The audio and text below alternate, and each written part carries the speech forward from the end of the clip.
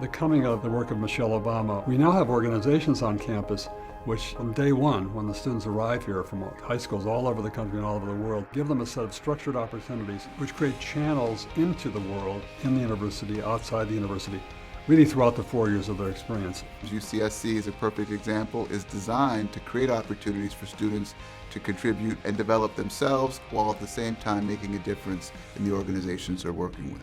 For us, the vision was always that students at Chicago would come here not only to study texts and things, but that they would be a part of the fabric of Chicago. I remember at UCSC, one of the trainings was at Robert Taylor and meeting with Jamie Calvin. So when I was taking classes on poverty and inequality and thinking about why do the buildings look the way they do, thinking about the architecture, the planning, made me think a lot. I actually ended up working at the Chicago Housing Authority, so a lot of those same questions continued. One of the mottos with Chicago Youth Programs is long-term impact making a difference.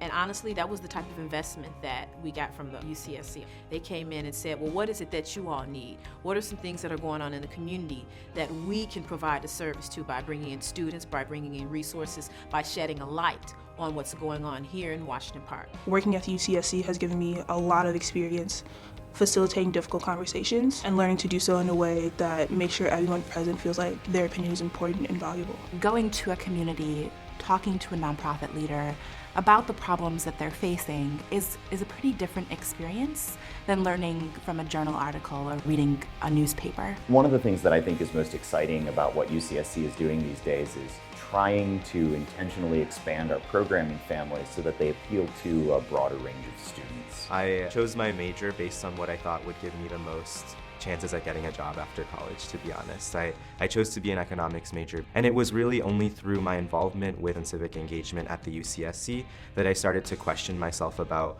what it is that I actually wanted from my studies and what it is that I wanted from my major. My experience as a director of a program in the college, we in environmental studies and in public policy studies have been really engaged with UCSC. I've been a great supporter of our practicum courses and allowing us to take field trips out in the city and to engage with civic organizations. And so I think that we probably wouldn't have been able to do as effectively or as much of without UCSC. I think Amy Chan and her colleagues have done in the center is to help operationalize a program called Chicago Studies, where we're actually having small groups of students spend a whole quarter studying problems in the city with the support of the college and assistance of the Community Service Center. This is a perfect example of a faculty-driven initiative supported by the students, and I'm hoping that the center will be able to do more such partnerships in the future. Civic engagement has evolved quite a bit. There are so many different ways to go about making social change happen, especially in the city of Chicago. People are like, I don't know what to do, I just know I have to do something. And I think the UCSC takes these people, and also takes people who have been dealing with this their whole life, and brings them together and says, like, how can we work on this together? How can we collaborate? How can we take our different strengths and skills and use them to better each other and better our world?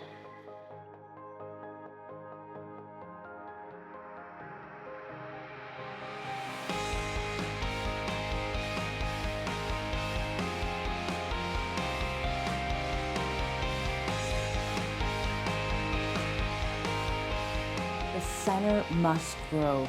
We need your support to empower the social leaders of the next 20 years. We all have a place in the work of social change and at UCSC.